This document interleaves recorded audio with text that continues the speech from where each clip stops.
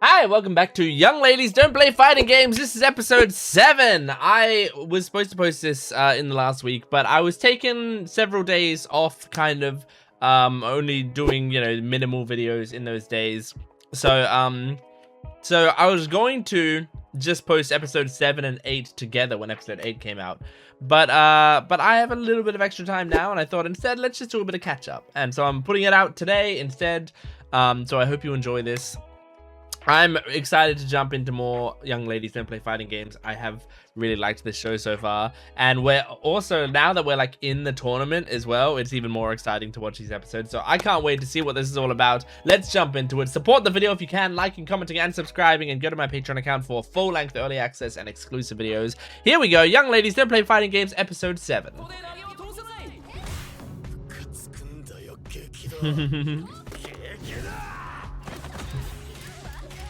Oh my gosh. Okay. I feel like Gekido is gonna win. Nice.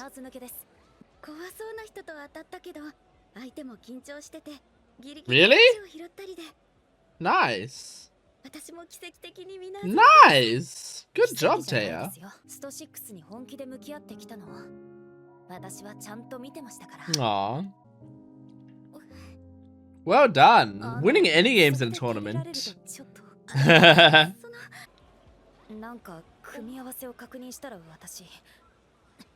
you gonna be facing one of them? Oh my god. Your next match? Damn, man. Damn. Is that it? Is that a win? Feels like, yeah. Yes, it is. Okay, Cafe Edo took the first game. Time for the comeback. Ah. I don't want the OP right now. I just want to watch it.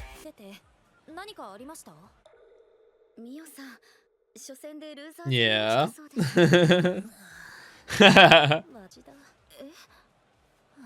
She sucks initially. Yeah. Oh, is this her second match?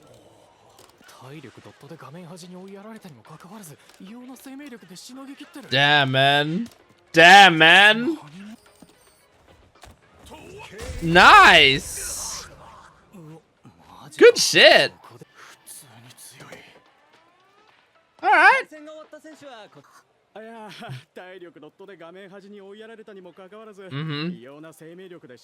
I hope you're not weird. Okay, maybe you're just asking for advice. Okay. It's all instinct. Oh! Oh! He has the same instinct? Gekido instinctively knows when the throw will hit. So Gekido is similar to Mio. That's alright, there's one on the other side. Play me for it. Oh.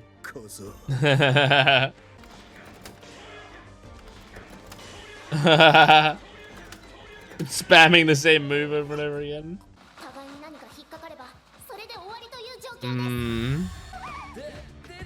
I like the VTuber reacting. It's very funny. Whoa! Oh! Damn. Oh my god, that's so tense. This would... Oh, I'd die from the pressure. Damn. Just good at everything.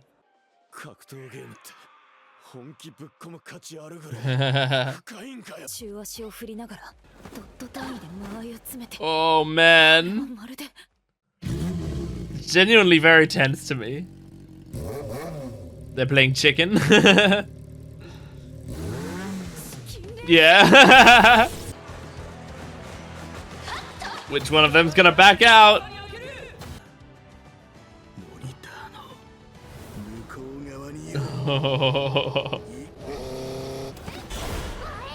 Oh shit, he's gonna get the throw! Oh, it's a fake! It was a fake! He faked the throw by making him think when he walks forward he always throws.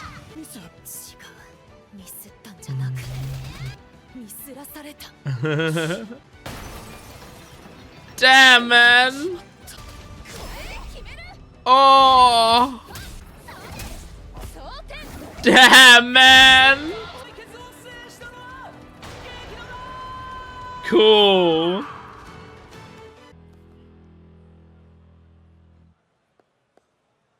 I think I would have fallen for that too. I saw him walking forward. I was like, he's gonna go for the throw now.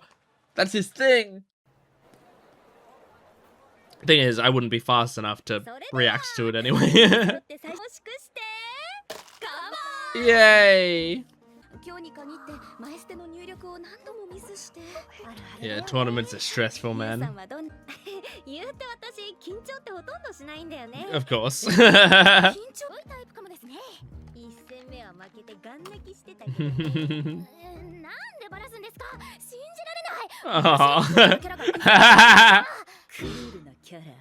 I love Mio. You did pick a fight. Oh. Giving you some memory. Aw. Is that Aya? Like, actually Aya?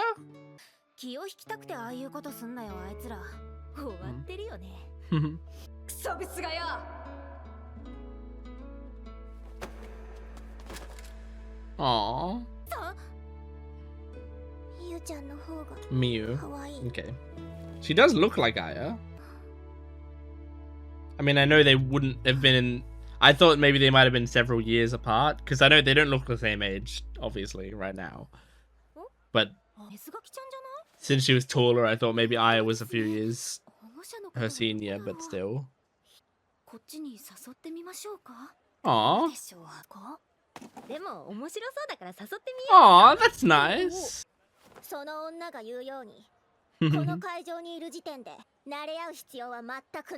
Yeah, but we could do it anyway.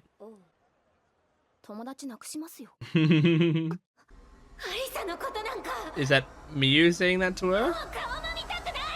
What the hell? Did Miyu say she hated her? Whoa! Wax on, wax off. Who's this guy?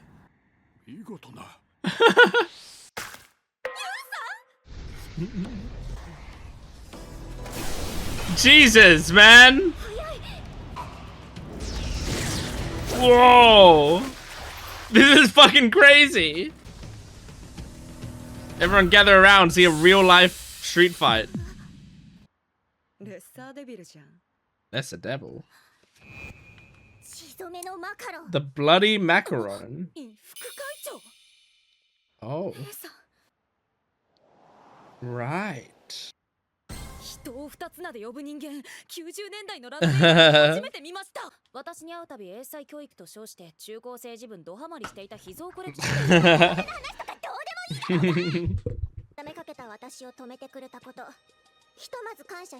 This is so weird. Inui still has the shit on her head.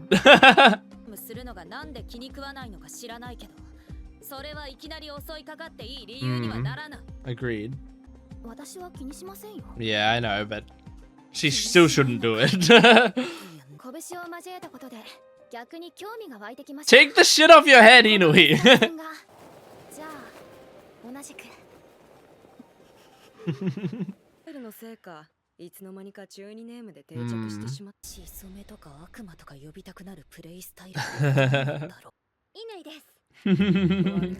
I love that she still has the thing on her head.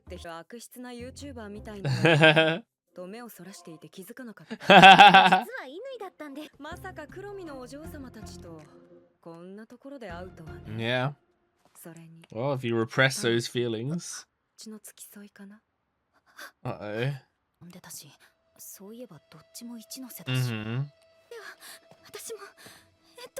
Okay.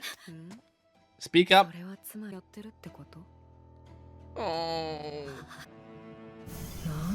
Oh. This is scary. Because I want to. Fuck off. Mio? No. Inui? Aww. Aww.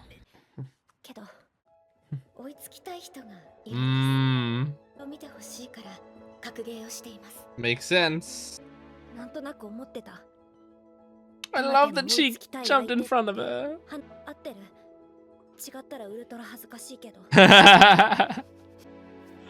Oh, it's so cute. That's so cute, them holding hands. Okay, why were you being weird to your sister? Yes, thank you. That's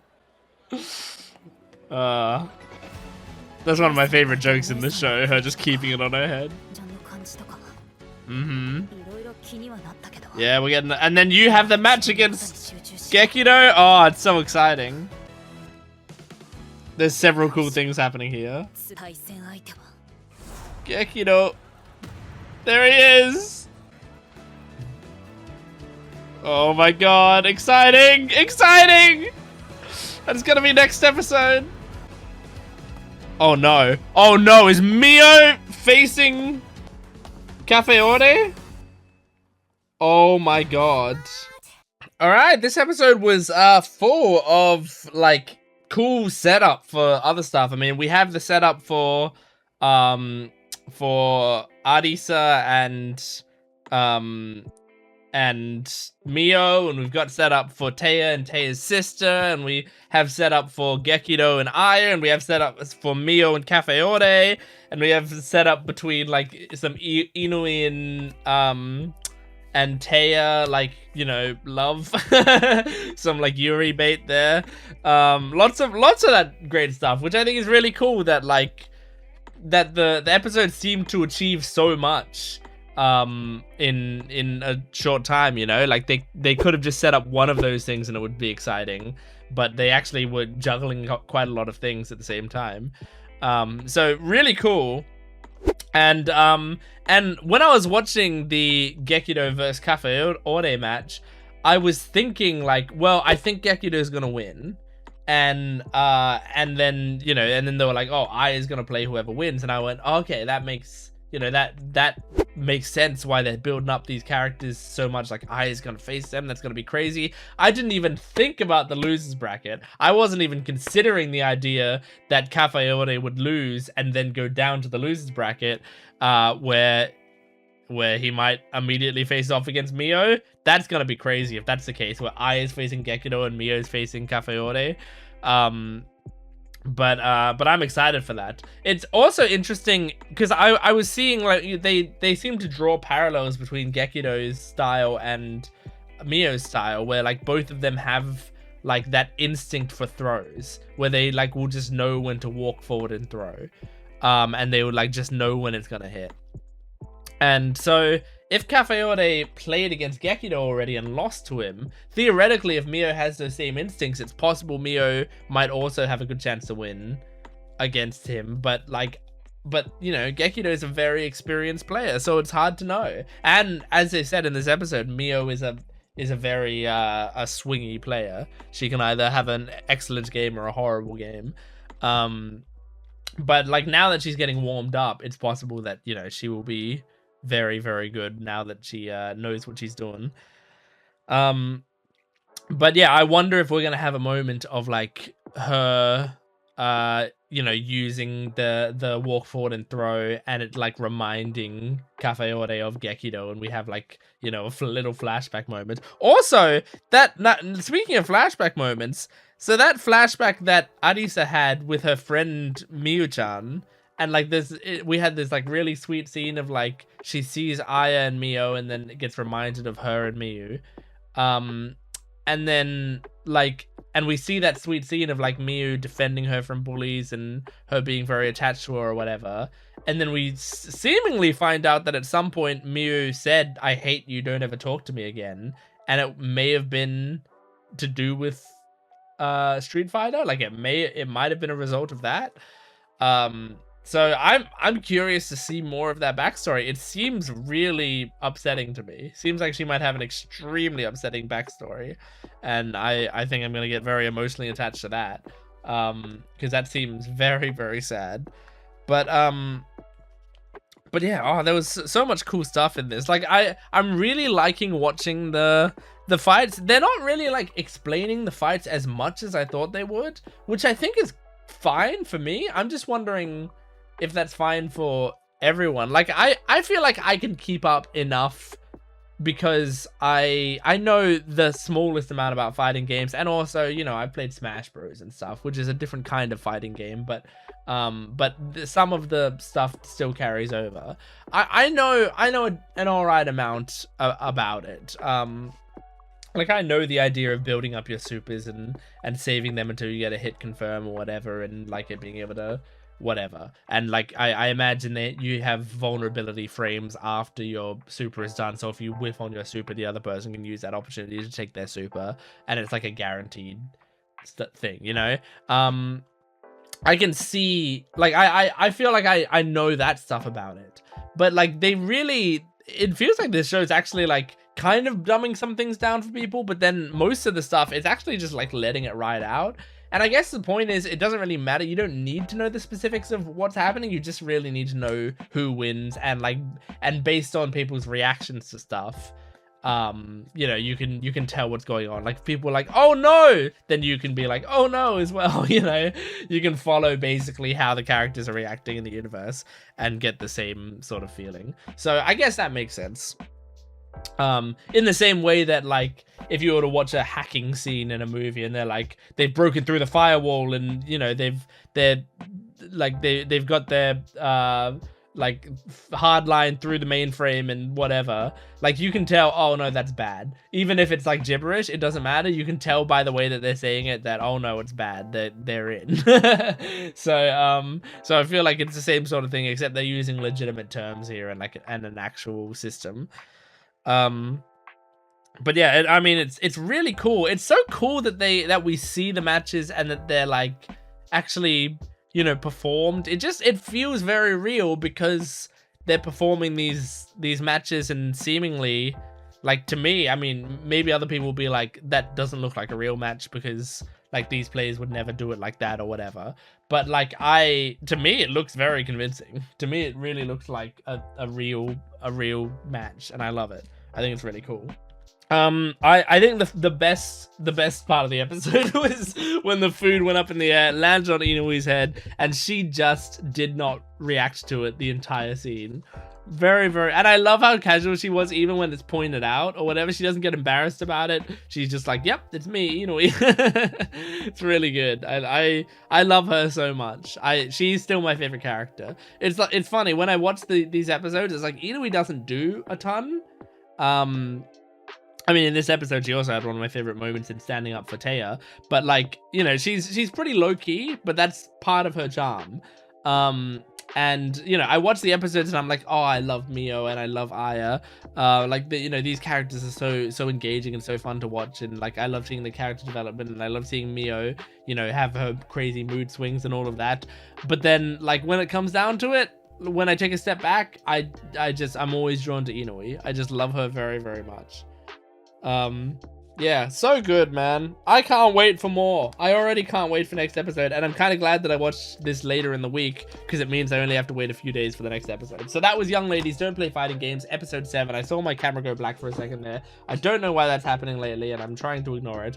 But thanks for watching.